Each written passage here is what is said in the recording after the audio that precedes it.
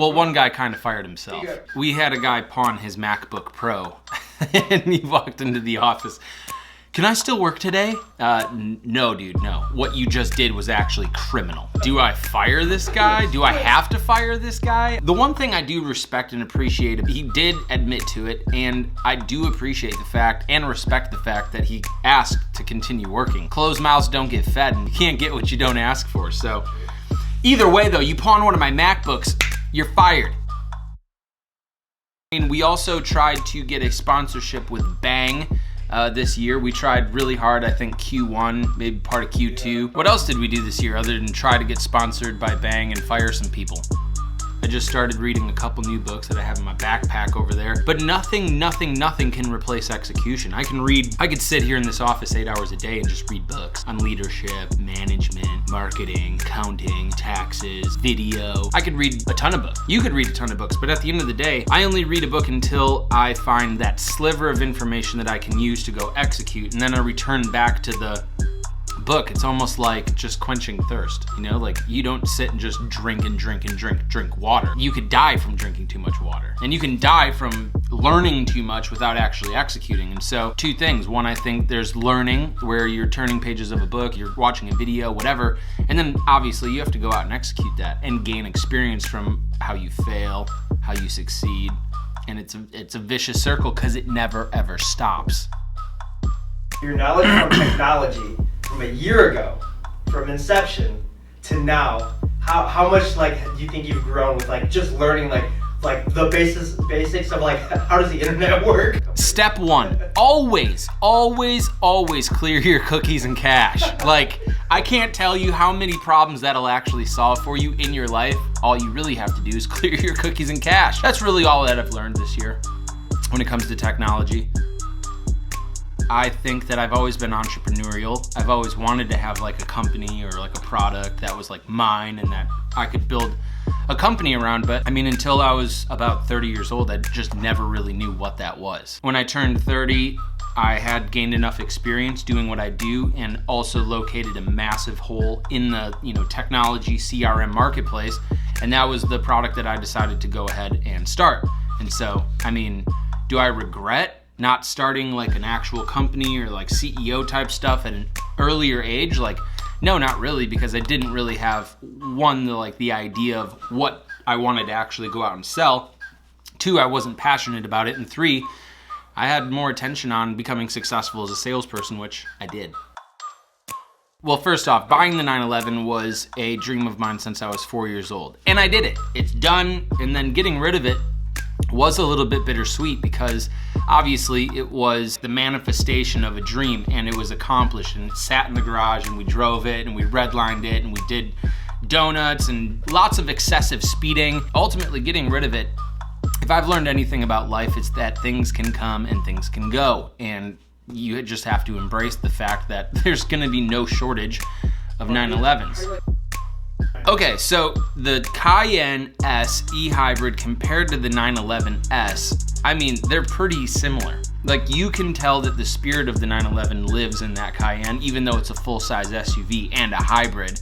But I mean, legitimately, the 911 offers you a unbelievable amount of extra performance.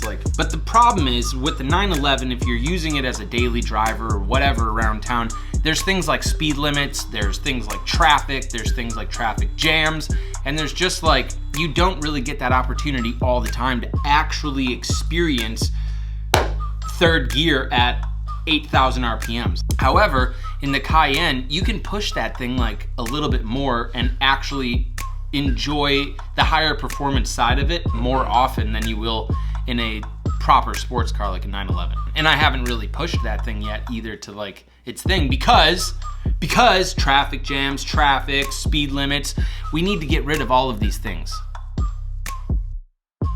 I'm running for president in 2024. Whenever I'm 40, I'm running for president, and I promise to abolish speed limits and traffic jams. I'm dead serious, by the way. What have I learned about romantic relationships? Regardless of what type of romantic relationship you want to get into, there's going to be ups and downs. It's what ups and downs you want to tolerate. I've learned how to figure out where that line is. I mean, that just applies to everything. Because every relationship, every problem that you have in your life is because of people. Traffic jams are because of people. Speed limits, somebody made that up. That's a problem. That's people making those decisions.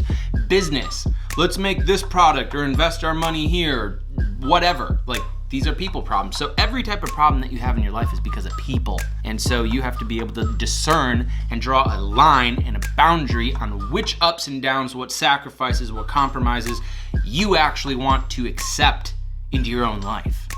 Does that make sense?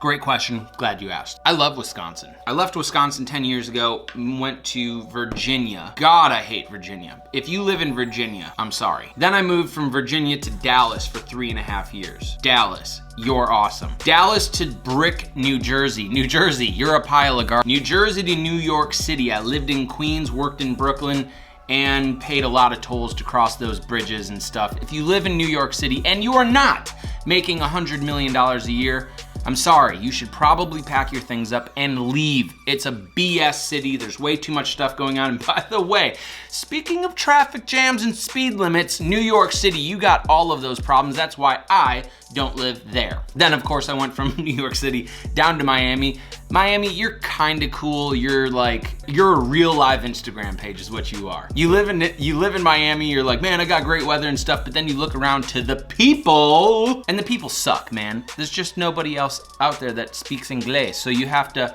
aprender Espanol. So I mean, I prefer the snow. I like the cold. I get excited when it snows. And other than that, Milwaukee is jam-packed with awesome people that actually have like values and like morals and like a reasonable, decent people that actually are kick-ass. So Milwaukee, keep doing your thing.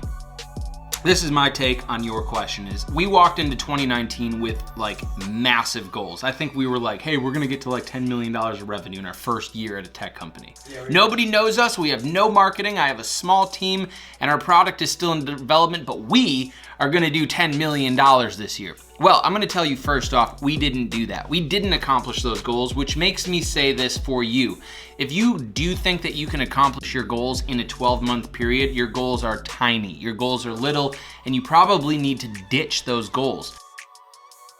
I don't base the success of our business on revenue or on financials. I know that that's an ass backwards thing to say in business, but at the end of the day, the real vision is to solve problems for our customers. If we can actually do that, then I actually won't have to have attention or focus on the financials. The financials will work themselves out because people will want to do business with us because we solve a problem for them.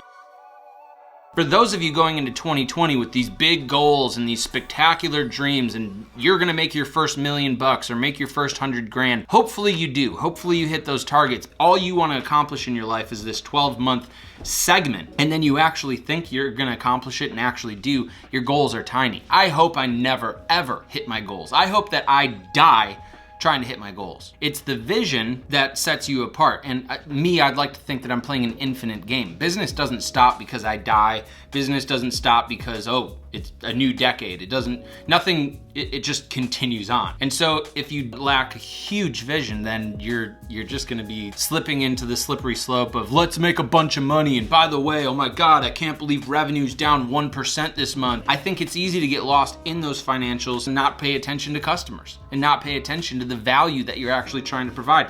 And I think that's been one of the trickiest parts of running this business is it's a financial game, right? We have payroll, we have rent, we have software tools, we have development, we got a lot of things that we have to pay for. And so of course, money is the way that we pay for those things, and money is the thing, the means by growing the business. And so I have had to put a lot of attention on, are we making money? Are we bringing in deals? Are we up or down this month, this week, this quarter? It's been easy to like just get in there and be like, Brandon, pick up the phone. Pick up the damn phone, Brandon, we need revenue. When really, I could be taking 10 minutes out of my day to be like, hey man, let's figure out a way that we can be more valuable with our customers. I would say that although I don't think that's my biggest mistake this year, it's definitely been a mistake getting lost in chasing money rather than getting lost in figuring out how to provide more value to our customers. Did I find fulfillment this year? Absolutely not. Hell no, I didn't find fulfillment, and I sure didn't find happiness. But the one thing that I did do is I found peace, and peace is the foundation and the building block of all the other things that you want. Grace, love, happiness. If you don't have peace in the process of acquiring those other esoteric, ambiguous terms like happiness, then I don't think that you can actually have happiness, because then you're stressed out because you don't have peace. I have peace because I let go of like my ideals inside this business and like the people inside this business and my customers. Like, we need to do $10 million this year. We need to do this. I let go of that and traded that in for a mindset that says, I'm gonna do the absolute best that I can every single day. I don't expect, just to snap my fingers and have Brandon be the best salesperson I've ever had on the phones, or Carson. I don't expect to snap my fingers and have this unbelievable product that we've been dreaming up just like, boom, be done. And so I know so many of you guys out there want your goals, you want your dreams. I do too. I want them bad. But the truth is, it's just not gonna happen right away, no matter how hard you try, no matter how much control you think that you can take over that situation. You have to just let it go. Understand that you're gonna do your best. You're gonna become the type of person that's gonna acquire the things that you want later in your life. And then you have to continue executing and showing up, and stop putting so much damn pressure on yourself to be that person today. I know I'm not the 55-year-old CEO version of Jordan Stupar today. I wish I was, because then this business would automatically be more profitable. I would know some tips and tricks and some cheat codes for marketing or scaling a business or hiring, and all of that information I'm gonna acquire over the next like 20 years. These are all things that are gonna take 20 years to learn. And so I take some of that pressure off me and understand I don't have to be 55-year-old CEO Jordan Stupar right now running a publicly traded tech company. All I gotta be is Jordan Stupar today. Understand that I have assets, I have skills, I have work ethic, and deploy those resources today, and let tomorrow kind of work itself out, and then tomorrow show up and do what I need to do to continue to grow and continue to evolve. And so I think a lot of you need to understand that you can have all these new goals and visions and dreams in 2020, and yeah, I hope it happens with the blink of an eye. However, more than likely, if you're anything like me and a human being, it's probably gonna take you a couple of years, maybe a decade, maybe 2 decades, maybe it's 2040 that you'll finally manifest your dreams. So don't get discouraged and just take a little bit of peace, because again, peace is that foundational thing that you need to acquire in your life in order to have fulfillment and have happiness and have joy. And no, I don't have any of those things, but I do have peace. And 2019 taught me peace. And I love the fact that I'm in Brookfield, Wisconsin, where I was born and raised. This is my backyard, and we are building something special here, and I couldn't be more grateful and lucky for that. That's it.